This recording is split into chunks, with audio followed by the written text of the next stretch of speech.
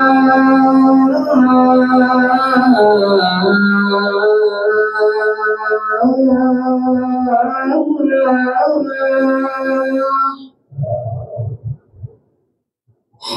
على الفلاح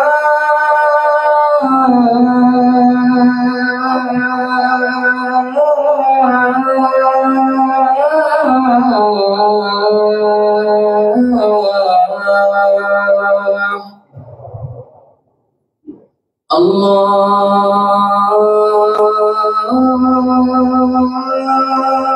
أكبر الله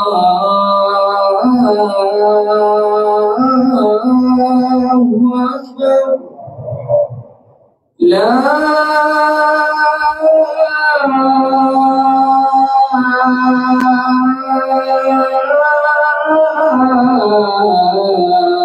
إله إلا الله.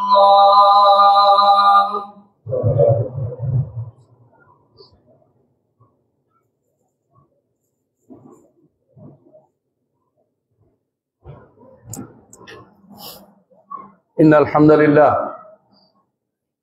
نحمده ونستعينه ونستغفره ونعوذ بالله من شرور أنفسنا ومن سيئات أعمالنا من يهده الله فلا مضل له ومن يضلل فلا هادي له وأشهد أن لا إله إلا الله وحده لا شريك له وأشهد أن محمدا عبده ورسوله.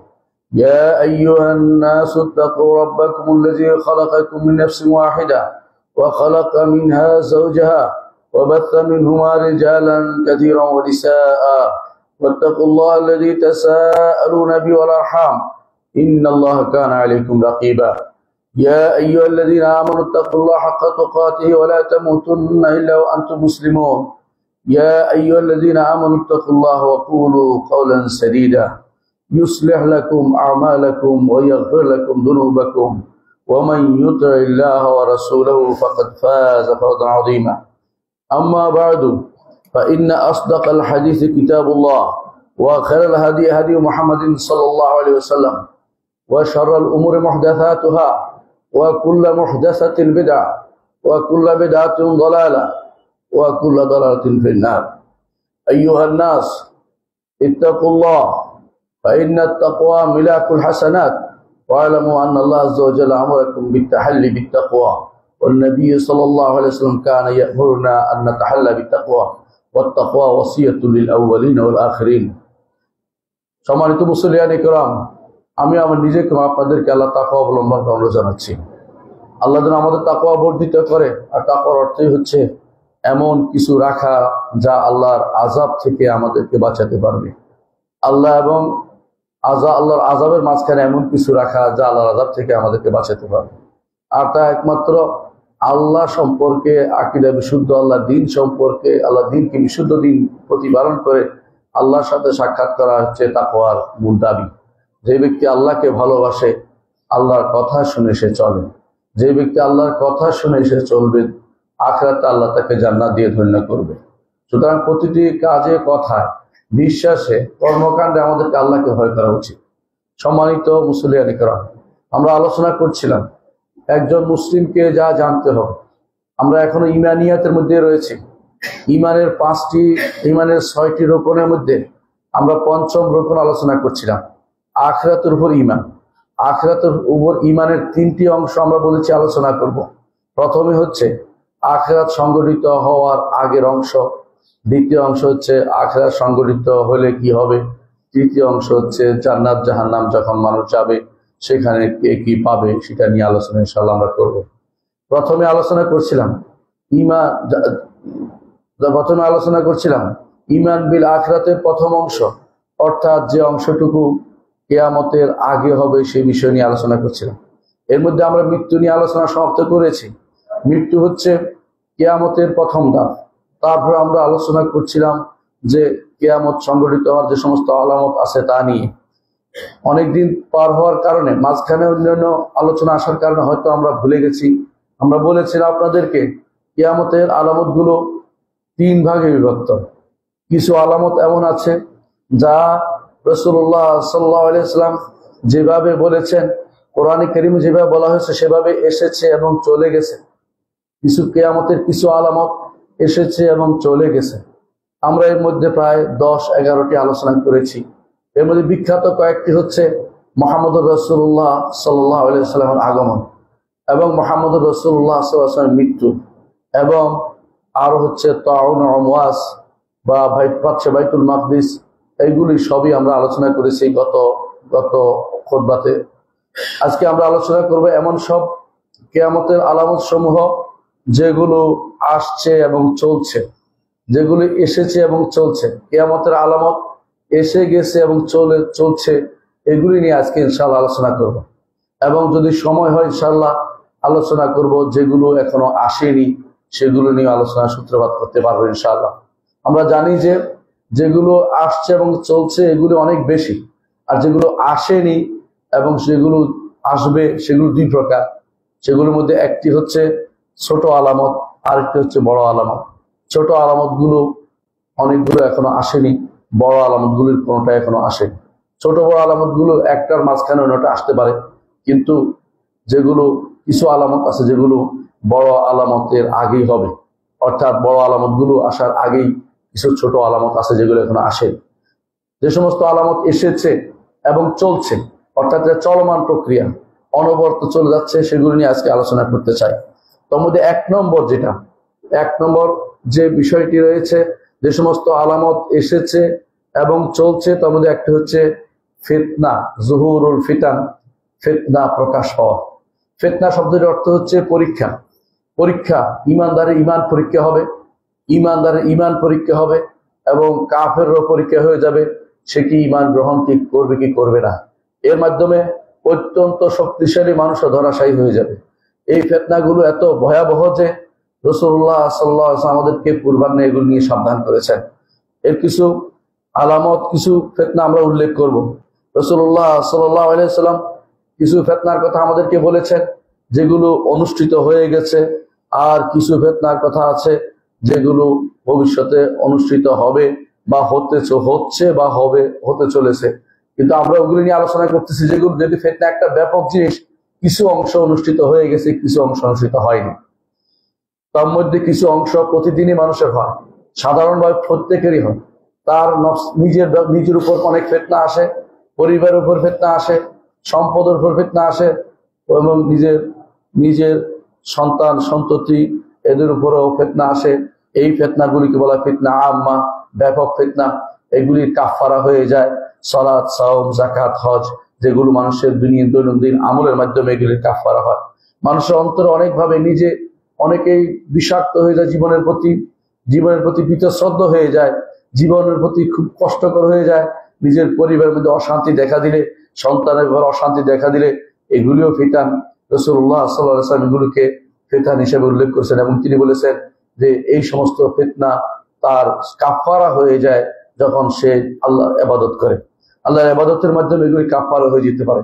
নিজের বিভিন্ন বিষয় এত পরিমাণ তাকে কষ্ট দেয় যেগুলির কারণে সে দুনিয়াতে আল্লাহর ইবাদত করার কারণে, এগুলির কারণে তার অনেক সময় তার কষ্ট হয়, কিন্তু আল্লাহর ইবাদত করার কারণে আল্লাহ তাআলা সেগুলির মধ্যে কাফারার ব্যবস্থাপনা করে দেন। আর কিছু ফিতনা আছে যেগুলো থেকে মানুষ দুনিয়াতে কোনোভাবেই বাঁচতে পারবে, কিন্তু শেষ পর্যন্ত তার বাঁচার কোনো পথ থাকবে যদি জীবিত থাকে। যেমন কবরের ফিতনা, এটা ভয়াবহ ফিতনা, এটা থেকে কোনো ব্যক্তি বাঁচতে পারবে না। এবং এই ফিতনা থেকে বাঁচতে হলে কিছু জিনিস রাসূলুল্লাহ সাল্লাল্লাহু আলাইহি ওয়াসাল্লাম বলে দিয়েছেন, সেগুলো নিয়ে তাকে আমল করে যেতে হবে। তারপর ফিতনা হচ্ছে জীবন মৃত্যুর ফিতনা।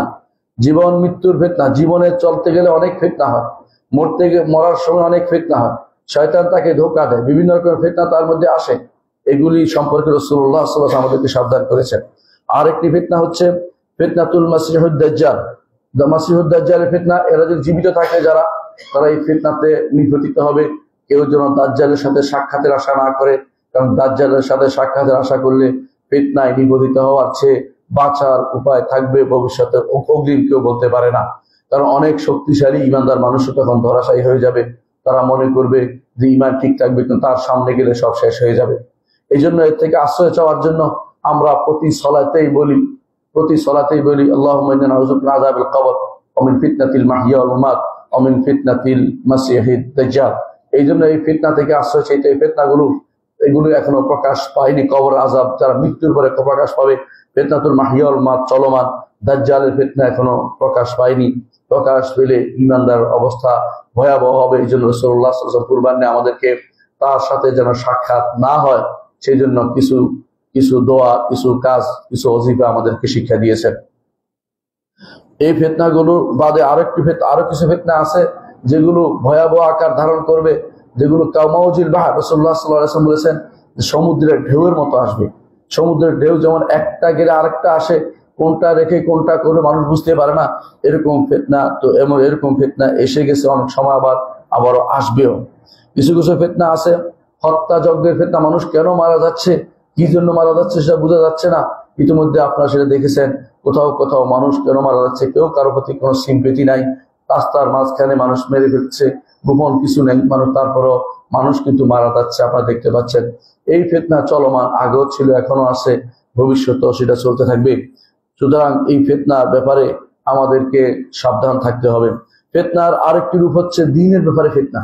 দ্বীনের ব্যাপারে ফিতনা হচ্ছে অনেকে দ্বীন প্রতিষ্ঠা করার নাম করে ফিতনা তৈরি করে, অনেকে দ্বীন প্রতিষ্ঠার বিরোধিতা করে ফিতনা তৈরি করে। উভয়টাই ফিতনাতে লিপ্ত। এই জন্য এক সাহাবা মুহাম্মদ ইবনে মাসলামা রাদিয়াল্লাহু আনহুর কাছে এক ব্যক্তি এসে বললেন যে আল্লাহ তাআলা তো বলছে ওয়াকাতিলুহুম হাত্তা লা তাকুনা ফিতনা, যুদ্ধ করুন যতক্ষণ না ফিতনা না হয়। তখন তিনি বলেছিলেন আমরা যুদ্ধ করেছিলাম ফিতনা বন্ধ করার জন্য, এখন যুদ্ধ করতে হচ্ছে ফিতনা বন্ধ করার জন্য, শীত বন্ধ করার জন্য। এখন যুদ্ধ করাটাই ফিতনায় পরিণত হয়ে গেছে। এর অর্থ হচ্ছে এখন মারামারি হানাহানিটাও দ্বীনের ভিতরে মারামারি হানাহানি নিয়ে কম কিছু করা, সেটাও ফিতনার কারণ হয়ে দাঁড়িয়েছে। অনেকে বিপরীত মত সহ্য করতে না পারে একজন আরেকজনকে কোপাচ্ছে, সেটাও আপনারা দেখতে পাচ্ছেন। এটাও দ্বীনের ফিতনা ছাড়া কিছুই নয়, এটা ফিতনাতুদ দ্বীন। এ নিয়েও আমাদেরকে সাবধান থাকতে হবে। আরেক রকম ফিতনা বের হয়েছে এখন, সেটা হচ্ছে দলাদলিতে বিভক্তির ফিতনা। এটাও বড় ধরনের ফিতনা। আরেক ধরনের ফিতনা বেরিয়েছে মানুষের মধ্যে পথভ্রষ্ট যে সমস্ত ইমাম আছে, খতিব আছে, তারা মানুষকে পথভ্রষ্ট করছে, এটাও বড় ধরনের ফিতনা। এমন কিছু ফিতনা আছে, আশ্চর্য হতে হবে আপনারা, যে প্রতি সপ্তাহে মিথ্যা হাদিস, মিথ্যা বানোয়াট কাহিনী দিয়ে আপনাদের মসজিদগুলোকে ভর্তি করে দেওয়া হচ্ছে। এবং কারা দিচ্ছে? এরা তো ইমামরাই দিচ্ছে, সাধারণ মানুষ তো আর দিচ্ছে না, ইমামরাই দিচ্ছে। এবং সেটা প্রতি বই আকারে দেওয়া হয়েছে, জায়গায় জায়গায় বিভিন্ন মসজিদে সেটা পড়া হচ্ছে। এর মাধ্যমে প্রতিদিনই আপনাকে ভুল শিক্ষা দেওয়া হচ্ছে, প্রতি সপ্তাহে আপনাকে ভুল শিক্ষা দেওয়া হচ্ছে। যেখানে মানুষ বলছে, এটা আরবরা বলতেন ওয়াহাল ইউফসিদুল আত্তার মা আফসাদাহুদ দাহর, যুগের মানুষ যেটা নষ্ট করে দিয়েছে, শুধু আতরওয়ালা কি সেটাকে শুদ্ধ করতে পারে? সামান্য কয়েকজন আলেম দ্বীন, যারা দ্বীনের পক্ষে কাজ করছে, সঠিক কথা বলে যাচ্ছে, এদের দ্বারা এই বিরাট সংখ্যক মসজিদের ইমামদের বিপক্ষে দাঁড়িয়ে কথা বলা, সাধারণ মানুষ কার কথা শুনবে, তারা বিভ্রান্ত হয়ে যাচ্ছে। এর কারণ হচ্ছে বেশি বেশি করে ফিতনা ইমামদের পথভ্রষ্ট শাসকদের, পথভ্রষ্ট যে সমস্ত আলেমদের, তাদের যারা ফিতনা তৈরি হচ্ছে, এটার বিরুদ্ধে আমাদেরকে সাবধান থাকতে হবে। আরেক ধরনের ফিতনা আছে, সেটা হচ্ছে বিপ্লবী ফিতনা। এই বিপ্লবী ফিতনা যখনই ঢুকেছে মুসলিমদের মাঝে, তখনই শুধুমাত্র মুসলিমদের ক্ষতি ছাড়া কোনো কিছু করেনি। একটু চিন্তা করে দেখুন, প্রথম বিপ্লবী ফিতনা তৈরি হয়েছিল ওসমান ইবনে আফফান রাদিয়াল্লাহু আনহুর বিরুদ্ধে, খলিফা হকের বিরুদ্ধে। আমরা সব চাই, এই চাই, ওই চাই করে আন্দোলন করেছে। সেই ফিতনার কোনো আজ পর্যন্ত কোনো সমাধান হয়নি, সেই ফিতনা আজও চলে যাচ্ছে। এই সমস্ত বড় বড় স্লোগানের ফিতনা কোনোদিনই মানুষদেরকে মুক্তির পথে নিয়ে যাবে না। আরেক ফিতনা হচ্ছে বর্তমানে যে সমস্ত মাধ্যমগুলো বা মিডিয়াগুলো আছে, মিডিয়াগুলোর ফিতনা। মিডিয়াগুলো কখনো কখনো মিথ্যাচারকে আজ প্রশ্রয় দিচ্ছে, মিথ্যা কথা প্রচার করছে, বিভিন্ন সময়ে এআই দিয়ে বানানোর ছবি প্রচার করছে, এরপরে এটাকে সত্য বলে যাচ্ছে। মূল সত্য থেকে দূরে সরার জন্য মানুষদেরকে টাকা খেয়ে মানুষদেরকে বিভ্রান্ত করছে। এই ফিতনা প্রচুর পরিমাণে এখন ছড়িয়ে গেছে। এইটাও একটি ফিতনা। ফিতনার মধ্যে আরেকটি ফিতনা হচ্ছে এমন সব ফিতনা, মানুষ ঘর থেকে বের হতে ভয় পায়, মানুষ রাস্তা দিয়ে বের হতে ভয় পায়, মানুষের সামনে সবকিছু অন্ধকার দেখে তারা মনে করে যে জীবন বোধহয় দুর্বিষহ হয়ে উঠেছে। এই ফিতনাও চলমান রয়েছে। আরেক ফিতনা হচ্ছে আকীদা গ্রহণ করে ফেলছে দলিল বাদে, এখন আকীদা গ্রহণ করার পরে দলিল খুঁজতে আরম্ভ করেছে। এটাও এক ধরনের বড় ধরনের ফিতনা। এটাও সমাজের মধ্যে চালু রয়েছে। এটাও আমাদের দেশে এটা প্রচুর পরিমাণে থাকবে। দেখবেন যে আকীদা আগে নির্ধারণ করে, তারপরে দলিল খুঁজতে থাকে। দলিল থেকে আকীদা নিবে এটা না করে আকীদা গ্রহণ করার পরে দলিল খুঁজতে আরম্ভ করে। এইটাও ফিতনা। ইমামরা এটাকে ফিতনা হিসেবে উল্লেখ করেছেন। আরেক ফিতনা হচ্ছে মানুষদেরকে কাফের বলার ফিতনা। নির্ধারিত বলে একজনকে কাফের কাফের কাফের বলে দেয়া, এই জাতীয় সিদ্ধান্ত ইসলাম কোনদিন এইভাবে দেয় না কাউকে। শুধুমাত্র কিছু লোককে দিয়েছে, যাদেরকে সারা এই দৃষ্টিকোণ থেকে যাদের ক্ষমতা আছে তারা শুধুমাত্র বিচারের মাধ্যমে, আলোচনার মাধ্যমে তারপর কাফের বলতে পারে। কিন্তু ব্যাপক কথা বলতে পারে, যে ব্যক্তি এই কথা বলবে সে কাফেরটা বলতে পারে। নির্ধারিত একটা ব্যক্তিকে তাকফির করার ক্ষেত্রে ইসলাম অনেক সাবধানতা অবলম্বন করেছে। সেই ফিতনা এখনো চলমান রয়েছে। আরেকটি ফিতনা হচ্ছে মানুষের মধ্যে ভালো মন্দর যে একটা মানদণ্ড ছিল সেটা পরিবর্তন হয়ে গেছে। মানুষ এখন ভালোকে মন্দ, মন্দকে ভালো বলা আরম্ভ করে দিয়েছে। কেউ যদি এখন কেউ গানের বিরুদ্ধে বলে, তখন অনেকের মনে সেটা বলে যে শিল্প সংস্কৃতি বন্ধ করে দিচ্ছে। এবং এই জাতীয় অনেকগুলো জিনিস আছে যেটা মানুষ পরিবর্তন করে দিয়েছে মানদণ্ড। এটা হচ্ছে জহুরুল ফিতনার আরেকটি রূপ। জহুরুল ফিতনার আরেকটি রূপ হচ্ছে মানুষ ফিতনাতুল ওয়াকা, বাস্তব চিন্তা ভাবনা করে অনেক কিছু শরীয়তের বিধানের বিরুদ্ধে দাঁড়াচ্ছে। বলে যে বাস্তবতা এটা বুঝায়, বাস্তবতার কারণ নিরিখে আমাদেরকে এখন অবস্থান পরিবর্তন করতে হচ্ছে। বাস্তবতার নিরিখে নারীকে শাসক বানাতে হবে, বাস্তবতার নিরিখে নারীকে অমুক জায়গায় পাঠাতে হবে, বাস্তবতার নিরিখে আমরা অমুকটা মেনে নিতে হবে। এই জাতীয় ফিতনাতুল ওয়াকা যেটাকে বলে, ওই বাস্তবতার নিরিখে বলে ইসলামকে পরিবর্তন করা যে ফিতনা তৈরি হয়েছে, এটা এক ভয়াবহ ফিতনা বলে আমি মনে করছি। আরেকটি ফিতনা এখন মানুষের মধ্যে আছে পথভ্রষ্টতার দিকে আহ্বানকারীদের ফিতনা। এই ফিতনার মধ্যে আপনি দেখতে পাবেন মানুষ সন্দেহে নিপীড়িত হয়ে আবার মানুষদের সেটার দিকে আহ্বান করছে। কিভাবে? হাদিসের বিরুদ্ধে নিজেরা ইচ্ছা করে সন্দেহ তৈরি করছে, তারপর মানুষদেরকে বিভ্রান্ত করছে। কোনো প্রবৃত্তি অনুসরণ করার পরে মানুষদেরকে প্রবৃত্তির দিকে প্রবৃত্তি অনুসরণের দিকে আহ্বান জানাচ্ছে। আর দ্বিতীয়ত আরেকটি দেখবেন যে মানুষকে নারীদেরকে ঘর থেকে বের করা এবং নারীদেরকে পর্দা থেকে মুক্ত করার জন্য আরেক ফিতনা তৈরি হয়েছে। আবার নারী অধিকার নাম দিবে অথবা নারী সংস্কার নাম দিবে, বিভিন্ন নাম দিয়ে এক ফিতনা মানুষের ভিতরে প্রচার প্রসার করা হচ্ছে। এগুলিও ফিতনা। ফিতনার মধ্যে আরেকটি আছে, মানুষ মনে করছে যে আজকে আর যদি কোনো দেশে উন্নতি করতে হয় তাহলে উন্মুক্ত করে দিতে হবে দেশের বিভিন্ন যে সমস্ত এলাকা আমাদের সফর করার জায়গা আছে বা যেখানে আমাদের ভ্রমণের জায়গা আছে বা পর্যটনের জায়গা আছে, সেগুলোকে হাইওয়ান জন্তুদের মতো অপকর্মের জন্য উন্মুক্ত করে দিতে হবে। এটা বড় ধরনের ফিতনা। আবার অনেকেই যাচ্ছে কাফেরদের দেশে, সেখানে গিয়ে কেউ আনন্দের জন্য যাচ্ছে, সেখানে গিয়ে কেউ মারা যাচ্ছে পানিতে ডুবে। আবার অনেকে দেখা যাচ্ছে সেখানে গিয়ে অবস্থান করছে, কাফেরের দেশে যাওয়ার জন্য হিড়িক পড়ে গেছে। কেউ এটা থেকে বাঁচার জন্য বলে আমি তো দাওয়াত দিতে যাচ্ছি, নিজেই দাওয়াতের কোনো খবর নাই, ইসলামের কন্যার মধ্যে সামান্যতম কিছু নেই, আবার দাওয়াত দিতে যাচ্ছে। সেই দাওয়াত তিনি নিজে গ্রহণ করতে পারেনি, আল্লাহ সম্পর্কে তার আকীদা শুদ্ধ হয়নি, আর ইমানের মধ্যে মজবুতি নেই, সে ব্যক্তি কাফেরের দেশে কোনোভাবেই অবস্থান করা তার জন্য বৈধতা নেই।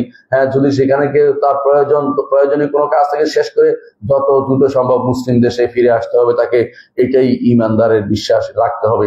এটা একটা বড় ধরনের ফিতনা যে মানুষ ধীরে ধীরে কাফের দেশে যাচ্ছে। কালকে আমাকে একজনে ফোন করে বলছে দেশে শান্তি নাই, আমি কাফের দেশে শান্তি পাই সেখানে চলে যাবো। এই শান্তি তোমার শান্তি নয়, এটা অশান্তি। এটা তোমাকে কে বলেছে দেশের শান্তি নাই? এটা নয়, অনেক মানুষ শান্তিতে আছে। তুমি অশান্তি তৈরি না করলে কেউ তোমার অশান্তি তৈরি করবে না। নিজের উপর নিজে অশান্তি তৈরি করে আবার নিজের শান্তি নেই করে কাফের দেশে অবস্থান করা, এটা ইসলামের শরীয়ত অনুমোদিত বিষয় নয়, কোনোদিন হতে পারে না। সেটা নিজের দেশকে অশান্ত করে আরেক দেশকে গিয়ে সে শান্তিতে বসবাস করা, এটা ইমানদারের কাজ হতে পারে না।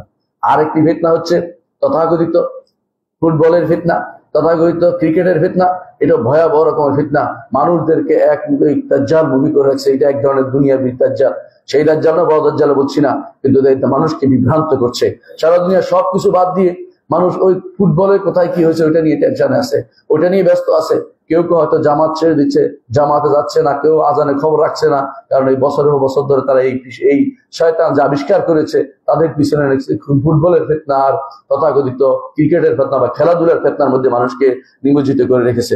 আরেক ধরনের ফিতনা আছে, মানুষ দেখা যাচ্ছে সুদের মধ্যে এমন ভাবে জড়িয়ে পড়ছে, সুদে ছাড়তে পারছে না, আবার ভিন্ন ভিন্ন হিলা করে সেগুলিকে হালাল করার ব্যবস্থা করে দিচ্ছে। নাউজুবিল্লাহ।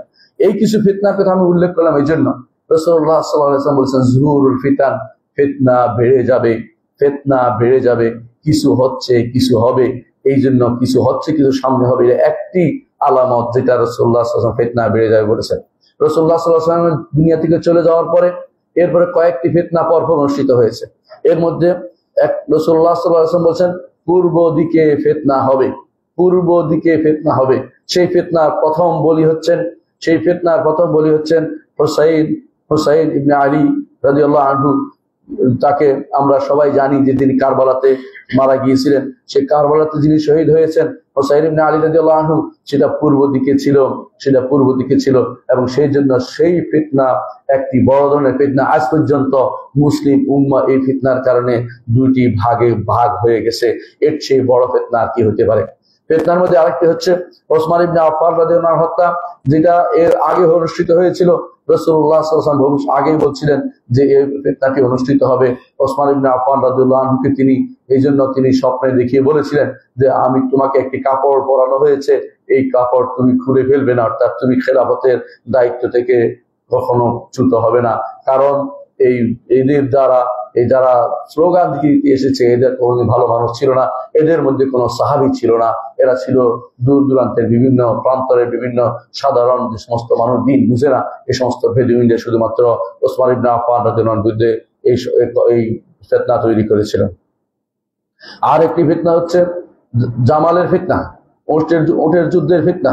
সেটা বড় ধরনের ফিতনা, তার মধ্যে হাজার হাজার সাহাবী দুনিয়া থেকে চলে গেছে। এর মধ্যে আরেকটি ফিতনা হচ্ছে সিফিনের ফিতনা। সেটাও আমরা জানি। তার মধ্যে থেকে অনেকেই এখন জামাল এবং সিফিন নিয়ে বক্তব্য দিয়ে নিজে ইমানকে নষ্ট করছে। এটাও ফিতনা, কারণ এটা দিয়ে ইমান পরীক্ষা হয়। আরেকটি ফিতনা হচ্ছে খাওয়ারিজদের বের হওয়ার ফিতনা, যার বিরুদ্ধে আলী ইবনে আবি তালিব রাদিয়াল্লাহু আনহু যুদ্ধ করেছেন। এই ফিতনাও মানুষের মধ্যে প্রচুর পরিমাণে প্রকাশ পেয়েছে। আজও এই ফিতনার আগুনে আমরা জ্বলে পড়ে মরছি। খাওয়ারিজরা আজ বিভিন্ন জায়গাতে সোচ্চার রয়েছে। একই পদ্ধতিতে তারা ইমানের কথা বলে, কিন্তু তারা ফিতনার কাজ করে। ইমানের কথা বলে, তাদের মুখ দিয়ে সবসময় দেখবেন কোরআনের বাণী বের হচ্ছে, কিন্তু সে কোরআনের বাণী তাদের কণ্ঠনালী ভেদ করে ভিতরে প্রবেশ করা, শুধু বাইরেই থাকে। এটাও বড় ধরনের ফিতনা। আর একটি ফিতনা হচ্ছে মদিনার উপরে যে সময় যুদ্ধ হয়েছিল, হাররা যুদ্ধ, সেটাও একটি ফিতনা। আর একটি ফিতনা হচ্ছে যে খালকুল কোরআন, যে ইমাম আহমদ ইবনে হাম্বলের সময় কোরআনকে সৃষ্ট বলা, এটা বড় ধরনের ফিতনা। যেই ফিতনার মধ্যে হাজার হাজার আলেমকে অপমান করা হয়েছে, অনেক মানুষকে হত্যা করা হয়েছে, জেলে পুরানো হয়েছে। ইমাম আহমদ ইবনে হাম্বল পর্বত সম সে সাহসিকতা নিয়ে তার বিরুদ্ধে একা দাঁড়িয়েছিলেন।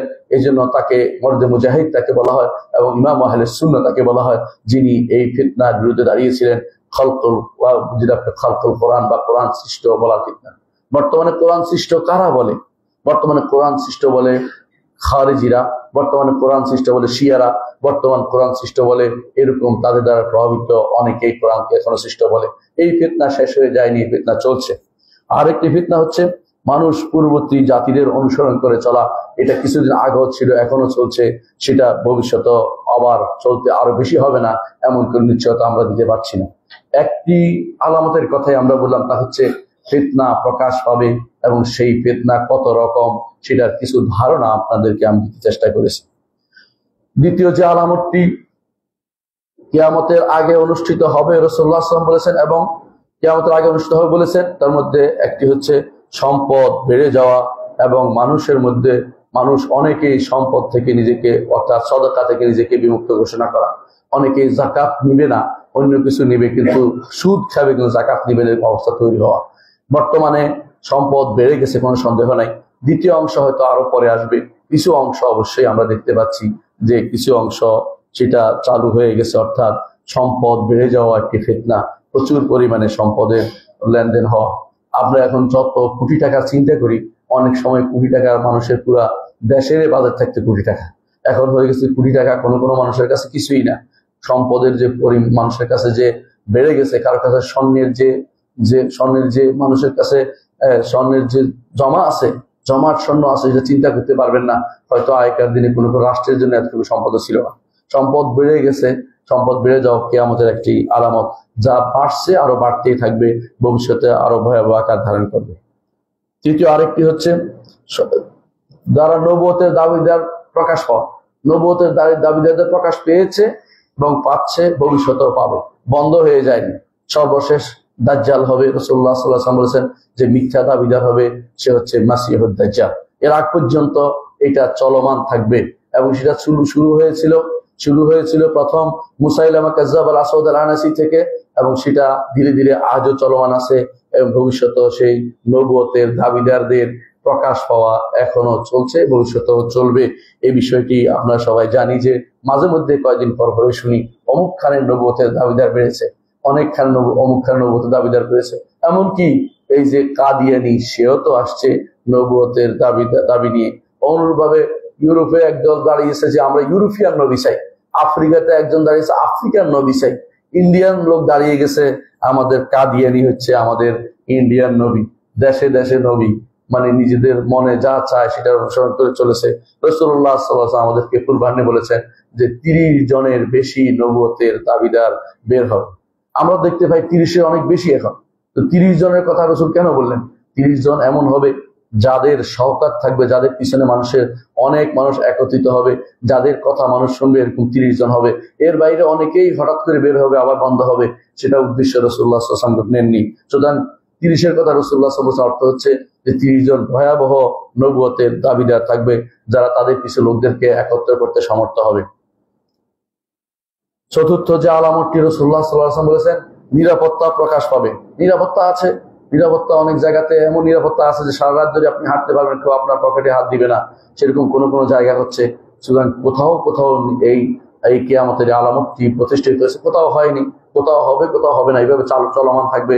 এবং শেষ পর্যন্ত এইটা যখন ঈসা আলাইহিস সালাম ক্ষমতায় আসবেন, তখন সেটা সারা দুনিয়াতে সবচেয়ে বেশি নিরাপত্তা বিরাজ করবে। অর্থাৎ এই আলামতটি চলছে এবং চলতে থাকবে। আরেকটি আলামত হচ্ছে অনারবদের সাথে যুদ্ধ হবে, অর্থাৎ কাফেরদের সাথে যুদ্ধ হবে। এই আলামতটি চালু আগে থেকে শুরু হয়েছে এবং চলমান আছে, এটাও বন্ধ হয়নি। পঞ্চম যে আলামতটি সেটা হচ্ছে আমানত ধ্বংস হওয়া। অনেকের কাছে আমানতকে এখন গনিমত মনে করা হচ্ছে, আমানত পেলে সেটা কিভাবে মেরে দেওয়া সে চিন্তা করে। অনেকে সেটা আমানতকে বড় ফাঁপিয়ে তোলে, অনেকে আমানতকে আবার নিজে ইনভেস্ট করে ফেলে। এই জাতীয় আমানত আপনারা দেখছেন আমানত ধ্বংস হচ্ছে। আমানত ধ্বংস হওয়া কিয়ামতের একটি আলামত, যেটা চলছে এবং যেটা সামনেও চলবে। সপ্তম যে আলামতটি তা হচ্ছে এলেম উঠে যাওয়া এবং মূর্খতা প্রকাশ পাওয়া। এলেম উঠে গেছে এখন, যদি বিশ্বাস করেন। আরব দেশের ওলামা যারা চলে গেছে, শেখুল আলবানী রহমতুল্লাহ আলাইহি চলে গেছেন, শেখ মুকবিল রহমতুল্লাহ আলাইহি চলে গেছেন, শেখ ইবনে বাজ, শেখ উসাইমিন এবং আরো অনেক সমস্ত মাশায়েখ কিরাম আছে, তারা যখন দুনিয়া থেকে চলে গেছেন তখনই আমরা বুঝেছি এলেমের অবস্থা কি হয়েছে। এখন অনেকেই না জেনে ফতোয়া দিচ্ছে, আর আমার দেশে না জেনে নয়, নিজে মুফতি সেজে বসেছে। রাসূলুল্লাহ সাল্লাল্লাহু আলাইহি ওয়াসাল্লাম এটা আমাদেরকে আগেই বলেছেন যে ফাদাল্লু আদাল্লু, নিজেও পথভ্রষ্ট হবে, অন্যদেরকে পথভ্রষ্ট হবে। অনেকে ফতোয়া দিচ্ছেন নির্দ্বিধায়, চা দোকানে বসে ফতোয়া দিয়ে বসছেন, অনেকে নির্দ্বিধায় ফতোয়া দিচ্ছেন, মনে হয় দিন সম্পর্কে কত কিছু জানেন, অথচ তিনি সূরা ফাতিহা শুদ্ধ করে পড়তে পারেন না, তিনি কোরআন আয়াতের অর্থ করতে পারেন না, কিন্তু তিনি রাষ্ট্রীয় বিরাট কাজে তিনি ফতোয়া দিয়ে বসছেন। এটা জায়েজ কিনা না জায়েজ, এটা জায়েজ ফতোয়া দিচ্ছেন অথবা কোনটাকে হারাম ফতোয়া দিচ্ছেন, অথচ তিনি এর ব্যাপারে অজ্ঞ। এটাই হচ্ছে কিয়ামতের একটি আলামত। কিয়ামতের আরেকটি অষ্টম আলামত হচ্ছে পুলিশ বেড়ে যাওয়া এবং সরকারের জালেমের তাদের সহযোগী শক্তি বেড়ে যাওয়া। বর্তমানে আগে আপনারা দেখতে পাচ্ছেন এক এক সময় এটা বাড়ে, এক এক সময় কমে, অর্থাৎ পুলিশের যে বাড়তি হওয়া, এটা রাসূলুল্লাহ সাল্লাল্লাহু আলাইহি ওয়াসাল্লাম কিয়ামতের আলামত বলে আমাদেরকে জানিয়েছেন। কারণ একটা সময় ছিল পুলিশ লাগতো না, মুহাম্মদুর রাসূলুল্লাহ সাল্লাল্লাহু আলাইহি ওয়াসাল্লামের রাজত্বে পুলিশি ব্যবস্থা ছিল না, আবু বকর ওমরের রাজত্বে পুলিশি ব্যবস্থা ছিল না, খেলাফতের রাজত্বে এত পুলিশি ব্যবস্থা ছিল না। তারপর যখন মানুষরা পরিবর্তন হয়ে গেছে, শাসকরা জুলুম করতে আরম্ভ করছে, তখন তারা পুলিশি ব্যবস্থাকে গুরুত্বের সাথে নিয়েছে, পাহারাদার বসিয়েছে। কেউ ঢুকতে গেলে তাকে 10 ঘাট পারিয়ে তারপর তার কাছে ঢুকতে পারে, যাতে পরীক্ষা হয় তার শরীরে কোনো অস্ত্র আছে কিনা সেটা বন্ধ করার জন্য। এর অর্থ হচ্ছে পুলিশি ব্যবস্থা এটা হয় কখন, যখন মানুষ নিজে জালেম হয়, শাসকরা জালেম হয় এবং মানুষরা নিজেরা জুলুমকারী হয়, তখন পুলিশি ব্যবস্থা রাখতে হয়। এটা হচ্ছে কিয়ামতের একটি আলামত যে পুলিশ বেড়ে যাবে, কোথাও বাড়বে কোথাও কমবে, এটা চলমান থাকবে, এটা বন্ধ হবে না। নবম আলামত হচ্ছে বেবিচার বেড়ে যাওয়া। বেবিচার বেড়ে যাওয়া কিভাবে ব্যবসা আপনারা বুঝতে পারেন, সরকারি ভাবে তাদেরকে প্যাট্রোনাইজ করা হচ্ছে, পয়সা দেওয়া হচ্ছে, পয়সা দিচ্ছে যদি এরকম হতো যে তাদেরকে টাকা দিয়ে তাদেরকে কোথাও বসিয়ে দিয়ে কোনো চাকরির ব্যবস্থা করতে অথবা কোনো একটা কর্মের ব্যবস্থা করতে তাহলে ভালো ছিল। সেটা না করে এই অপকর্মে জড়িত থাকার জন্য উৎসাহিত করা হচ্ছে টাকা পয়সা দিয়ে। এটা আপনারা দেখতে পাচ্ছেন বিভিন্ন দেশে বিদেশে দেশে তা চলছে। এইটা কিয়ামতের আলামত এবং সবচেয়ে ভয়াবহ কাজ। মানে অন্যায়কে মিকিয়াস নষ্ট করে দেওয়া হচ্ছে। অন্যায় মানে অন্যায় বোধ তাদের আর নাই। কোথায় অন্যায় কোথায় ন্যায় এটা নাই। এবং অন্যায়কে ন্যায় করার জন্য তাদের মধ্যে আবার আইন পাশ করার চিন্তা ভাবনা চলছে। এর চেয়ে ভয়াবহ কাজ আল্লাহর দুনিয়াতে আর কি হতে পারে আমার জানা নেই। পুরো জিনিসটাকে ন্যায়কে অন্যায়, অন্যায়কে ন্যায় করা হচ্ছে। আপনারা দেখেছেন কোন মেয়ে কোর্টে গিয়ে বলছে, বাবা মার বিরুদ্ধে প্রতিবাদ করছে, আজে বাজে কথা বলছে। এরা ন্যায়কে অন্যায় পরিবর্তন কে করে দিয়েছে? তার বাবা মা তাকে ছোটকাল থেকে দিন শিক্ষা কেন দিল না? কেন তার প্রতিষ্ঠান তাকে দিন শিক্ষা দিল না? এমন সব প্রতিষ্ঠানে কেন পড়িয়েছে যেখানে তার সন্তানরা হাইওয়ানের চেয়েও নিকৃষ্ট হয়ে যায়। হাইওয়ান জন্তুরও এই অপকর্মটা চিন্তা করে না। বাবা মাকে রক্ষার জন্য হাইওয়ান জন্তু এগিয়ে যায়, সন্তানকে রক্ষার জন্য বাবা মা পর্যন্ত এগিয়ে যায়। আপনি দেখবেন হাইওয়ানদের মধ্যে এই প্রকৃতি আছে, কিন্তু মানুষের মধ্যে এই প্রকৃতি কোত্থেকে আসলো, যেটা হাইওয়ানের চেয়েও নিকৃষ্ট, জানোয়ার চেয়েও নিকৃষ্ট। এবং তারা কত বড় দুর্ভাগ্য যে এরা রাষ্ট্রীয় যন্ত্রের কাছে গিয়ে সাহায্য চায় তাদের অপকর্মকে বৈধ করার জন্য। এটা কিয়ামতের আলামত ছাড়া কিছুই নয়। দশম যে কিয়ামতের আলামত যা হয়নি এবং হবে সামনে, অথবা হচ্ছে এবং হবে সামনে, তা হচ্ছে ইন্তেশার রিবা, সুদ বেড়ে যাওয়া। এখন তো এটা আপনি দেখতেই পাচ্ছেন, এমন কোনো কাজ নাই যেখানে কোনো সুদের ব্যবস্থা করা নেই। প্রতিটি মানুষ চায় সুদ থেকে বাঁচতে, কিন্তু প্রতিষ্ঠানগুলো তাদেরকে সুদে বাধ্য করে ফেলছে। এমন একটা সময় আসবে, রাসূলুল্লাহ সাল্লাল্লাহু আলাইহি ওয়াসাল্লাম বলেছেন, যে সুদ খাবে না, সুদের ধুলা হলো তার ঘরে পৌঁছে যাবে। সুদের ভিতরে যে ব্যক্তি আছে সে ব্যক্তি কোনো শান্তিতে নেই, আল্লাহর লাআনতের ভিতরে আছে। সুতরাং আপনি আমি আল্লাহর লাআনতের ভিতর থেকে আল্লাহর সাহায্য কিভাবে আশা করতে পারি? আল্লাহর সাহায্য পেতে হলে এই অবশ্যই লাআনতের কাজ পরিত্যাগ করতে হবে। 11তম যে আলামত তা হচ্ছে যা চলছে এবং এখন চলমান এবং সামনেও চলবে, সেটা হচ্ছে গান বাদ্যের প্রকাশ পাওয়া এবং এটাকে হালাল মনে করা। রাসূলুল্লাহ সাল্লাল্লাহু আলাইহি ওয়াসাল্লাম আমাদেরকে জানিয়েছেন যে কিয়ামতের আগে একটা সময় আসবে যখন ইস্তাহিলুনাল হিলা ওয়াল হারিরা, হেরা অর্থ হলো গান বাদ্যকে তারা ওয়াল মাআজিফ এবং গান বাদ্যকে তারা হালাল মনে করবে। এখন অনেকটা এমন অবস্থা দাঁড়িয়েছে, আপনার হাতের মুঠোফোনটার ভিতরে গান তারা দিয়ে দিচ্ছে। আপনি কোনো একটা জিনিস দেখবেন, সুযোগ নাই, এটার মাঝখানে গান দিয়ে দিচ্ছে। এবং অনেকে মনে করছে এটা স্বাভাবিক জিনিস, তার মাথার যে হারাম এই চিন্তা তার মাথার ভিতরেও নাই, তারা এটা হালাল মনে করছে। 12 নম্বর যে কিয়ামতের আলামত যা চলছে এবং চলবে তা হচ্ছে যে মদ খাবে এবং এটাকেও হালাল মনে করবে এবং এটাকে বিভিন্ন নাম দিবে, ভিন্ন ভিন্ন নাম দিবে। কেউ এই নামে খাবে, কেউ ওই নামে খাবে। কেউ বলবে এটা হচ্ছে শক্তিবর্ধক, কেউ বলবে এটা হচ্ছে বলবর্ধক, কেউ বলবে এক একজন এক এক নাম দিয়ে সেটা খাবে। এমনকি কেউ কাশির সিরাপ প্রয়োগ সেটা খেতে আরম্ভ করবে। 13 নম্বর হচ্ছে যুখরুফাতুল মাসাজিদ, মসজিদকে চাকচিক্য করা এবং এটা নিয়ে গর্ব করা। আমার মসজিদের এই সুযোগ, আমার মসজিদের ওই সুযোগ, আমার মসজিদে এইটা আছে ওইটা আছে। এইটাও কিয়ামতের একটি আলামত বলে মুহাম্মদুর রাসূলুল্লাহ সাল্লাল্লাহু আলাইহি ওয়াসাল্লাম আমাদেরকে জানিয়েছে। 14 নম্বর হচ্ছে বিশাল অট্টালিকার প্রকাশ পাওয়া। এখন মানুষ চিন্তা করছে উপর থেকে বিল্ডিং বানাবে, নিচ থেকে আর বানাবে না। নিচ থেকে বানাইতে পাগল হয়ে গেছে, এখন উপর থেকে বানানো শুরু করবে। মানে কি যে বানাচ্ছে সেটা বলার বাইরে। আরব আমিরাতে যেখানে মানুষ একসময় ছাগল চড়াতো, সেখানকার মানুষগুলো এখন এমন বিল্ডিং বানিয়েছে বিশ্বকে তাক লাগানোর জন্য। আমার মনে হয় মুহাম্মদুর রাসূলুল্লাহ সাল্লাল্লাহু আলাইহি ওয়াসাল্লাম এই দিকে ইঙ্গিত করে বলেছেন, ইয়াতাতাওয়ালুনা ফিল বুনিয়ান, বিল্ডিং এর দিকে একে অপরের বানাবে। কে কতটুকু বানাইছে, আমি এর একটু বেশি বানাইতে হবে, এরকম বানাইতে আরম্ভ করছে। বিশ্বের সব দরবারে কিয়ামতের এগুলি আলামত রাসূলুল্লাহ আমাদেরকে জানিয়েছে। এটা চলমান এবং সেটা আরো বাড়বে, এটা কমবে না। আরেকটি ব্যাপারে 15 নম্বর আলামত হচ্ছে একজন দাসী তার মনিবকে প্রসব করবে। এটা আপনি মনে করতে পারেন যে এখন হয়েছে না, এটা আগে থেকে শুরু হয়েছে, এটা ভবিষ্যতে আবার হবে। এটা কখন শুরু হয়েছে? যখন থেকে মামলুকরা ক্ষমতায় চলে গেছে। তখন মামলুকদের বাচ্চারা যখন পরবর্তী শাসক হয়েছে, তখন তো সবাই মালিক তারা হয়ে গেছে। আনতালেদের আমাতুর আব্বাতাহা, এটা প্রমাণিত হচ্ছে। আবার কেউ বলছেন বর্তমানে যে সমস্ত মানুষ গর্ভ ভাড়া দিচ্ছে, এগুলিও এর ভিতরে পড়বে, যেগুলি আনতালেদের আমাতুর আব্বাতাহার ভিতরে হতে পারে। এটাও অনেক কিছু হতে পারে। রাসূলুল্লাহ সাল্লাল্লাহু আলাইহি ওয়াসাল্লাম যা বলেছেন এর অর্থ হচ্ছে যে এইভাবে এই সারোগেসি বা এগুলি যেগুলি বলেন, এগুলি সবই কিন্তু এই রাসূলুল্লাহ সাল্লাল্লাহু আলাইহি ওয়াসাল্লাম যেটা বলেছেন সেটা আরো ভয়াবহ আকার ধারণ করবে। 16 নম্বর হচ্ছে হত্যা বেড়ে যাওয়া। হত্যা বেড়ে যায়, এবং হত্যা কি জন্য হচ্ছে সেটাও না। আগেকার দিনে যুদ্ধ হলে সামনাসামনি যুদ্ধ হলে একজন লোক মারা যেত। এখন ডেইজি কাটার বোমা ফেলা হয়, যেখানে পুরো এলাকা পুরো বিচ্ছিন্ন হয়ে যায়। এর চেয়ে হত্যা কেন হচ্ছে, কেউ কেন মারা যাচ্ছে নিজেও জানে না, কেউ যেন সেটা কোনো চিন্তাও করে না। 17 নম্বর হচ্ছে সময় নিকটবর্তী হওয়া। সময় নিকটবর্তী কিভাবে হয়? বিভিন্ন ভাবে হয়। এখন আমরা অনেক লম্বা সময়ের কাজ অল্প সময় করতে পারি। আগেকার দিনে যেটা মানুষ যাওয়ার জন্য অনেক অনেক দূর সময় যাওয়ার জন্য কাজে লাগতো, এখন সেটা অল্প সময় সেটা যেতে পারে। 6 ঘন্টা এখন আরব দেশে গিয়ে হজ করতে যেতে পারে। আবার একটা সময় ছিল সেটা 3 মাস লাগতো মানুষ হজ করতে যেতে। তো বিশাল সময় নিকটবর্তী হয়েছে, এটা হতে পারে এক অর্থ। অন্য অর্থ এর মধ্যে থাকতে পারে। আরেকটি 18 নম্বর যে আলামত, তা হচ্ছে বাজার নিকটবর্তী হওয়া। বাজার নিকটবর্তী হওয়া তো আরো ভয়াবহ আকার ধারণ করেছে। এখন আর আপনাকে বাজারে যেতে হয় না, আপনার বাজার ঘরে চলে আসে, বাজারওয়ালা চলে আসতেছে। বিভিন্ন ভাবে আপনি দেখতে পাচ্ছেন যে কত বাজার নিকটবর্তী হয়েছে।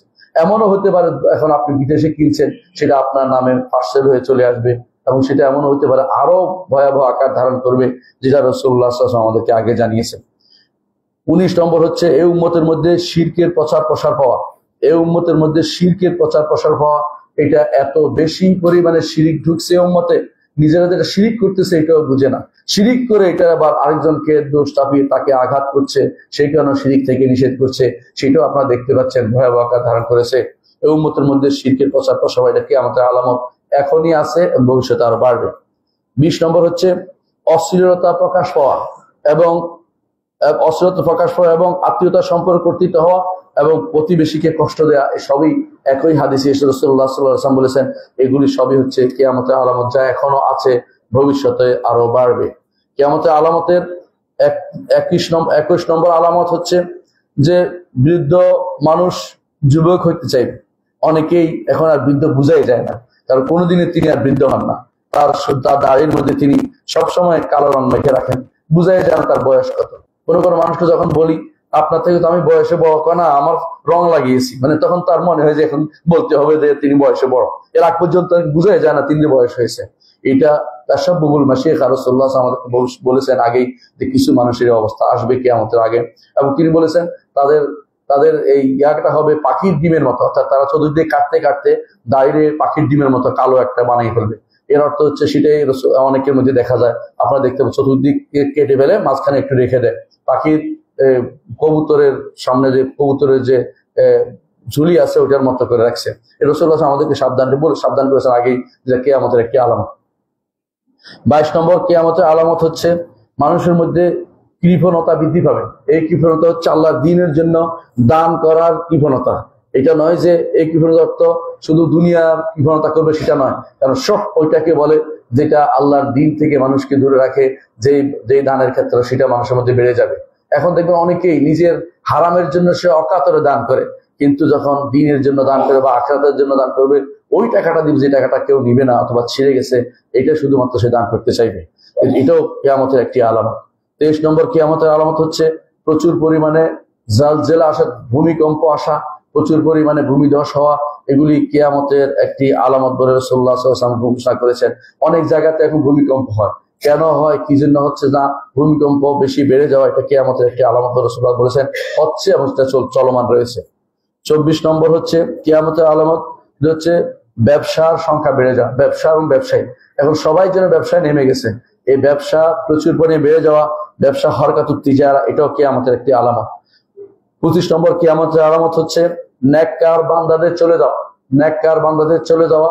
এটাও আপনারা দেখতে পাচ্ছেন মানুষের মধ্যে যারা ইমানদার তারা খুব দ্রুত চলে যায়, যারা সবচেয়ে ফাসেক ফাজের তাদের সর্দিও হয় না। আমরা ইউনিভার্সিটিতে কোনো সময় দেখতাম কোনো মানুষের কোনো সর্দি হয়েছে দেখিনি, তো আমরা আলোচনা করতাম যে কোনো সর্দিও হয় না, জীবনে সালাত আদায় করে না, তারপরে তার সে বহাল তবিয়তে বসে আছে। আর যারা ইমানদার মানুষ তাদের বিভিন্ন রকমের আল্লাহ তাআলা তাদেরকে রোগ শোক দিয়ে তার দুনিয়াতে তাদের ক্ষমার ব্যবস্থাপনা করে দেন। নেককার মানুষ চলে যাওয়া কিয়ামতের একটি আলামত। 26 নম্বর হচ্ছে নিচু লোকেরা উপরে ওঠা। রাসূলুল্লাহ সাল্লাল্লাহু আলাইহি ওয়াসাল্লাম বলেছেন কিয়ামত কায়েম হবে না যতক্ষণ পর্যন্ত লুকা ইবনে লুকা অর্থাৎ একেবারে নিকৃষ্ট লোকেরা ক্ষমতার অধিপতি না হবে, এবং তিনি বলেছেন যে ব্যাপক কাজে রুয়াই বেদারা কথা বলবে। যারা কথা বলার অধিকার নাই তারাও রাষ্ট্রীয়ভাবে কথা বলে, যারা কিছুই বুঝে না তারাও রাষ্ট্র চালাবে কি দিয়ে, অমুক দেশের কোন থিওরি দিয়ে নিজের মন মতো একটা থিওরি বানিয়ে রাষ্ট্র চালানোর ব্যবস্থা করে মানুষদেরকে সেদিকে নিয়ে যাচ্ছে। এগুলি কিয়ামতের একটি আলামত, যেগুলো এখন আছে, ভবিষ্যতে আরো বাড়বে। 27 নম্বর হচ্ছে যে মানুষের কাছে কিয়ামতের আলামত, একটি আলামত হচ্ছে মানুষ শুধু পরিচিতির জন্য সালাম দিবে। সালাম দিলে বলবে তুমি চিনো নাকি আমাকে, কি সালাম দিছে কোনো উদ্দেশ্য আছে, কেন সালাম দিল? এটা রাসূলুল্লাহ সাল্লাল্লাহু আলাইহি ওয়াসাল্লাম আমাদেরকে জানিয়েছেন, এটা কিয়ামতের একটি আলামত। এখন অনেকে আপনি সালাম দিলে বলবো যে নিচ্ছে কি কিছু বলবেন না, সালাম তো সুন্নাহ হিসেবে দিয়েছে সে, কিন্তু সালাম দেয়া তার কাছে এখন হয়ে গেছে চিনলে শুধু সালাম দিবে, সালাম দিবে না। সালাম দিলে বলবে নিশ্চয়ই আমাকে চিনে, না চিনলে কেন চিনো নাকি, দেখা হয়েছে নাকি, এই জাতীয় এগুলি কিয়ামতের আলামত রাসূলুল্লাহ আমাদেরকে জানিয়েছে। 28 নম্বর হচ্ছে ইলম অর্জন করবে, দ্বীনি ইলম অর্জন করবে এমন লোকদের কাছে যারা বাগাড়ম্বর করে বেড়াবে, যারা ঠিক মতো দিন বুঝে নাই, শরীয়ত বুঝে নাই, আকীদা তাদের কাছে পরিশুদ্ধ না, ওদের কাছে অনেকেই দিন খুঁজে বেড়াবে, যারা বড় বড় কথা বলবে, যারা কিয়ামত কায়েম করে ফেলবে, এরকম লোকদের কাছে তারা অনেক সময় দেখবেন যে দিন খুঁজে ব্যস্ত আছে। যারা মিথ্যা কথা বলতে অভ্যস্ত, যারা বিভিন্ন রকমের কথা বলে, কেউ কেউ তো এটাও বলে আমি এত রাষ্ট্র সফর করেছি, তাদের দেখবেন যে মিথ্যা কথা বলে দুনিয়া উড়ে দিচ্ছে। ওই সমস্ত লোকদের কাছে কেউ ইলম অর্জন করতে গেছে, তাদের ওয়াজ শুনতে গেছে, এগুলি সবই হচ্ছে ছোটদের কাছে ইলম অর্জন করতে যাওয়া কিয়ামতের একটি আলামত। 29 নম্বর হচ্ছে এমন কাসিয়াত আরিয়াত, পরিধান করা আছে কোন নারী কিন্তু সে আসলে পরিধান করা নাই, উলঙ্গ, এরকম নারীদের অভাব নাই। রাসূলুল্লাহ সাল্লাল্লাহু আলাইহি ওয়াসাল্লাম বলেছেন আমি আমার উম্মতের মধ্যে সিনফান উম্মতি লাম আরাহুমা, দুই গোষ্ঠী আমি এখনো দেখতে পাই নাই। এক গোষ্ঠী বের হবে যারা পরিধান করেছে নারী কিন্তু আসলে পরিধান করেনি, অর্থাৎ কাপড় পরেছে আকর্ষণ বাড়ানোর জন্য, কারণ ল্যাংটা মানুষ দেখতে ঘৃণা লাগবে, এই জন্য কাপড় একটু পরে আরো স্বল্প বসনা পরে আর একটু আকর্ষণ বাড়ানোর জন্য করছে। এরা হচ্ছে সবচেয়ে নিকৃষ্টতম জীব। বর্তমানে বিভিন্ন এই সময় যারা পোশাক ফ্যাশন শো করে, বেশিরভাগই এই জাতীয় এই ভয়াবহ এই গুনার মধ্যে লিপ্ত রয়েছে এবং অনেকেই সেটা করে যাচ্ছে। এটাকে কেউ যেন চোখেও দেখে না, বলেও না, এটা যে হারাম সেটা বলা উচিত। এই সমস্ত নারীরা কি কোনো ব্যক্তির ছেলে নয়, কোনো ব্যক্তির মেয়ে নয়, পুরুষরা কি কোনো ব্যক্তির ছেলে নয় যারা এই অপকর্মগুলি করে যাচ্ছে? নারী পুরুষ উভয়ে যেন উলঙ্গ হওয়ার প্রতিযোগিতায় নেমেছে, এটার নাম দিচ্ছে শিল্প, এটার নাম দিচ্ছে কোন যারা উলঙ্গ নারীদেরকে নাম দিচ্ছে স্টার। এটা কোন ধরনের স্টার? এটা তো বুস্টার, এটা তো শেষ করে দেয়া জাতিকে, এর দিয়ে মানুষকে ক্ষতিগ্রস্ত করা ছাড়া কোনো কিছুই নয়। এই জাতীয় জিনিস বেড়ে যাবে বলে রাসূলুল্লাহ সাল্লাল্লাহু আলাইহি ওয়াসাল্লাম পূর্বে জানিয়েছেন। কাসিয়াত আরিয়াত, এরা পরিধান করবে কিন্তু তারা উলঙ্গ থাকবে, এটাই রাসূলুল্লাহ আমাদেরকে বলেছেন। 30 নম্বর হচ্ছে লেখা বই বেড়ে যাবে। এখন হাজার হাজার বই লেখা হয়, এক দিনে কংগ্রেস লাইব্রেরিতে যে বই ঢুকে আপনি সেই বই পড়ে নাম পড়ে শেষ করতে পারবেন না। এত বই কি জন্য, কোন কাজে লাগে? সবাই তার মন মতো করে মনের মাধুরী মিশিয়ে বই লিখছে, সেটা কি তার শরিয়া মোতাবেক হচ্ছে কি হচ্ছে না তার কোনো দরকার নেই। সারা জীবন সুদী ব্যাংকে চাকরি করেছে, শেষ সময় এসে তার মনে হয়েছে যে আমার একটা কিছু করা দরকার, তখন বই লিখতে আরম্ভ করে দিয়েছে। নিজের দিন জানে, শরীয়ত জানে, আজে বাজে কথা লিখে এরপরে নতুন নতুন তথ্য দিয়ে মানুষদেরকে বিভ্রান্ত করছে। এরকম লোকের অভাব নেই, তারা পড়া দরকার না পড়ে নিজে পড়াতে চাচ্ছে, নিজে এখন পণ্ডিত সেজে বসেছে। এরকম বহু মানুষকে আপনি দেখতে পাবেন যারা অনেক বড় তো লিখে যাচ্ছে, কি লিখছে সেটারও খবর নেই। 31 নম্বর হচ্ছে অনেকেই দেখবেন রাসূলুল্লাহ সাল্লাল্লাহু আলাইহি ওয়াসাল্লামের সুন্নতের অবজ্ঞা করে চলেছে। সেটা কিরকম? রাসূলুল্লাহ সাল্লাল্লাহু আলাইহি ওয়াসাল্লাম বলেছেন কিয়ামতের আগে তা হবে, অনেক মানুষ মসজিদে ঢুকবে 2 রাকাত নামাজ না পড়েই বসে যাবে। এটা কিয়ামতের একটি আলামত। এই কিয়ামতের আলামতের অনেকে দেখবেন সুন্নাহ পালন করছে না। অনেক মসজিদে, বাংলাদেশের বলতে পারেন 90% মসজিদে এই সুন্নাহ প্রতিপালন হয় না। মানুষ যাইয়া প্রথমে বসে যায়, তারপরে উঠে, তারপর যদি চায় 2 রাকাত পড়ে, নাহলে পড়ে না। এই হচ্ছে কিয়ামতের একটি আলামত যা রাসূলুল্লাহ সাল্লাল্লাহু আলাইহি ওয়াসাল্লাম প্রকাশ পাবে। 32 নম্বর হচ্ছে চাঁদ ফুলে যাওয়া। চাঁদ ফুলে যাওয়ার অর্থ হচ্ছে মানুষের কাছে মনে হবে চাঁদ একদিনের চাঁদ, এটা 2 দিনের চাঁদ মনে হচ্ছে। এটাও কিয়ামতের একটি আলামত রাসূল আমাদেরকে জানিয়েছে। 33 নম্বর হচ্ছে যে মিথ্যা, প্রচুর পরিমাণে মিথ্যার ছড়াছড়ি হওয়া। এখন মিথ্যার ছড়াছড়ি মোবাইল হওয়ার কারণে আপনি মিথ্যার ছড়াছড়ি, মানুষ এখানে বসে আছে বলে আমি তো এখন দেশের বাইরে, মানে একই মিথ্যা ছাড়া কোনো শেষ নাই। কে কোথায় আছে, একই গাড়িতে থেকেও বলে যে আমি তো দূরে আছি, পিছন দিক থেকে বলে তুই না দূরে, তুই আমার সামনেই, মানে ধরা পড়ে যায়। তখনই মিথ্যুকরা যে কত ভয়াবহ হইতে পারে এটা এখনকার সময় আপনি দেখতে পারেন। মোবাইলে সারাদিন মিথ্যা কথা বলে যাচ্ছে, এমনকি একে অপরের নারীরা যে একত্রিত হয় না, প্রত্যেক নারী তার মিথ্যাচার দিয়ে শেষ করবে তাদের বক্তব্য। কে কত বড় মিথ্যা বলতে পারে এটা তখন প্রতিযোগিতা আরম্ভ হয়ে যায়। এটা হচ্ছে রাসূলুল্লাহ সাল্লাল্লাহু আলাইহি ওয়াসাল্লাম আমাদের প্রতি সাবধান করেছেন। তিনি বলেছেন যে মিথ্যা আরো বেড়ে যাবে। আর তিনি বলেছেন এমন একটা সময় আসবে কিয়ামতের দিন, এমন এমন হাদিস বলবে যা তোমরাও শুনে নাই, তোমাদের বাপ দাদাও শুনে নাই। এমন এমন হাদিস বলবে যে হাদিস না, অনেক সময় দেখবেন যে হাদিস বলে চালিয়ে দিচ্ছে, অথচ এই হাদিস কোনোদিন কেউ শোনে নাই। এবং কি রাসূলুল্লাহ সাল্লাল্লাহু আলাইহি ওয়াসাল্লাম এগুলি শয়তান ছায়া হয়েছে, শয়তান এগুলি তাদের মনের ভিতরে ঢুকাই দিচ্ছে, এটা হাদিস হিসেবে চালিয়ে দাও। বহু হাদিস দেখতে পাবেন রাসূলুল্লাহ সাল্লাল্লাহু আলাইহি ওয়াসাল্লাম বলেছেন কিয়ামতের আলামত এটা এখন আমাদের কাছে চলমান হয়েছে। আরেকটি রাসূলুল্লাহ সাল্লাল্লাহু আলাইহি ওয়াসাল্লাম আমাদের বলেছেন যে মিথ্যা সাক্ষ্য বেড়ে যাবে এবং গোপন সত্য সাক্ষ্য গোপন করা হবে।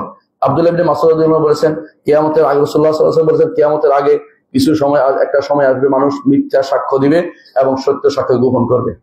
35 নম্বর হচ্ছে যে নারীদের সংখ্যা বেড়ে যাবে, পুরুষদের সংখ্যা কমে যাবে।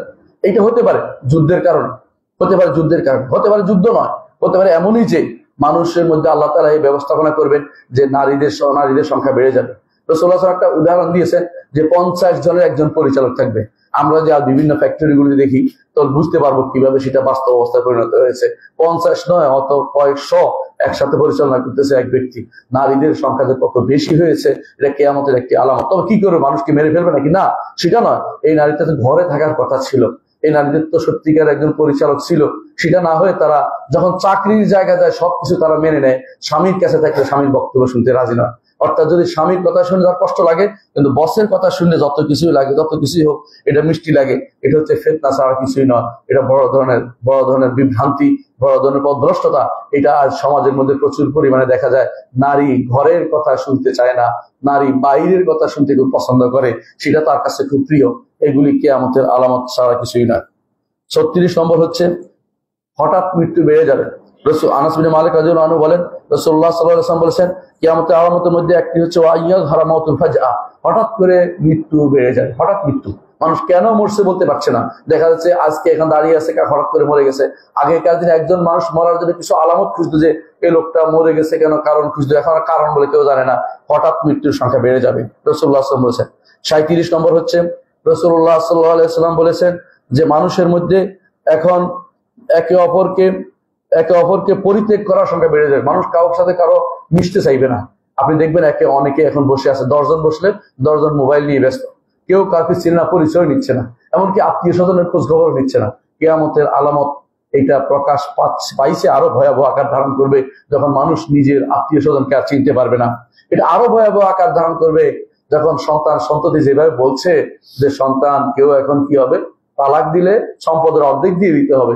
যুবকরা আর বিয়ে শাদী করবে না, বিয়ের শাদী না করলে কি হবে, অপকর্ম জায়গা করবে।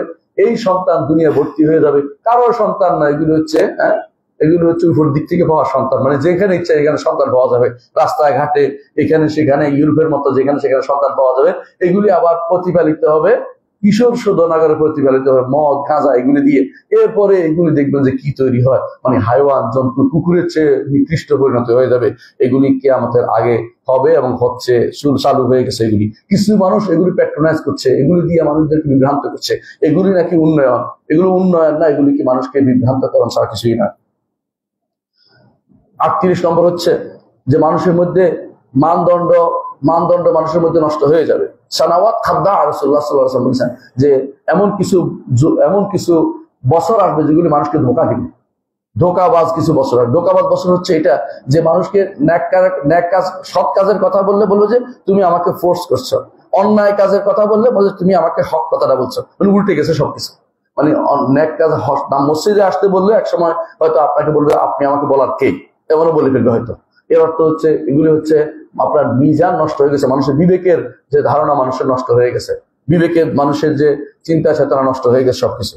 39 নম্বর হচ্ছে যে মানুষরা কি করবে, পাশ্চাত্যের অনুসরণ করবে। রাসূলুল্লাহ সাল্লাল্লাহু আলাইহি ওয়াসাল্লাম বলেছেন যে তোমরা অবশ্যই অনুসরণ করো তোমার পূর্ববর্তীদের। ইউরোপ আমেরিকাকে অনুসরণ করে চলেছে, আজ কাফেরদের অনুসরণ করেছে, আহলে কিতাব তথাকথিত আহলে কিতাব এদের অনুসরণ করে চলেছে। ভালো মন্দ কোনো বিচার না করে তারা যা বলছে সবই তাদের কাছে ভালো লাগে। ওদের যে সমস্ত মতবাদ আছে সেগুলি প্রতিষ্ঠা করার জন্য জান দিবে, এরপরে বলবে আমরা শহীদ হয়ে গেছি। এরকম বহু মানুষকে আপনারা দেখতে পাবেন। এটা হচ্ছে রাসূলুল্লাহ সাল্লাল্লাহু আলাইহি ওয়াসাল্লাম ভবিষ্যৎবাণী যে ইত্তেবা সুনানুল উমামিল মাদিয়া, পূর্ববর্তী জাতিসমূহের তরিকাকে অনুসরণ করে চলবে এবং চলছে এবং চলবে, সামনে আরো ভয়াবহ আকার ধারণ করবে। 40 নম্বর হচ্ছে যার মধ্যে আমি আমার বক্তব্য শেষ করবো, সেটা হচ্ছে যে উম্মতে মুসলিমার উপর সমস্ত জাতি একসাথে ঝাঁপিয়ে পড়বে। আজ উম্মতে মুসলিমা যেন খাবার হয়ে দাঁড়িয়েছে। সমস্ত জাতিগুলি কাফের জাতি গোষ্ঠী, সমস্ত আল কুফরু কুল্লু মিল্লাতুন ওয়াহিদা, সমস্ত কাফেরই এক জাতি। তারা উম্মতে মুসলিমাকে ভাগ করে ফেলেছে অলরেডি। তারপর খাবার শুধুমাত্র বাকি আছে। খাবার জন্য এক এক এলাকাকে বিভিন্নভাবে অস্ত্র বিক্রি করে অথবা আক্রমণ করে আজ মুসলিমদেরকে কষ্ট দেওয়া হচ্ছে। সেটা অবস্থা সিরিয়াতে আপনারা দেখতে পাচ্ছেন, ইরাকে দেখতে পেয়েছেন, ইয়েমেনে দেখতে পেয়েছেন, অন্যান্য জায়গা দেখতে পেয়েছেন কিভাবে আমাদের মুসলিম জাতিকে, উম্মতকে তারা বিভক্ত করেছে এবং নষ্ট করে দিচ্ছে এবং আক্রমণ করে দিচ্ছে। এই জন্য তাদের ভয়াবহ পরিকল্পনার অংশ, যার মাধ্যমে তারা মুসলিম জাতিকে নিষেধ করে দিতে চায়। কিন্তু আল্লাহ তাআলা তার দ্বীনকে পরিপূর্ণ করবেন। এই 40টি কথা আমি বললাম, 40টি আলামত আমি বলেছি, যেগুলো এখন চলছে এবং যেগুলো চলমান রয়েছে এবং এরপরে আসবে এমন সব আলামত যেগুলো এখনো আসে নাই, আসবে। এই নিয়ে ইনশাআল্লাহ আগামী খুতবা আপনাদের সাথে বিস্তারিত আলোচনা হবে। আকুলু কাওলি হাযা ওয়া আস্তাগফিরুল্লাহ লি ওয়া লাকুম ওয়া লিসাইরিল মুসলিমিন ফাস্তাগফিরু ইন্নাহু হুয়াল গাফুরুর রাহিম।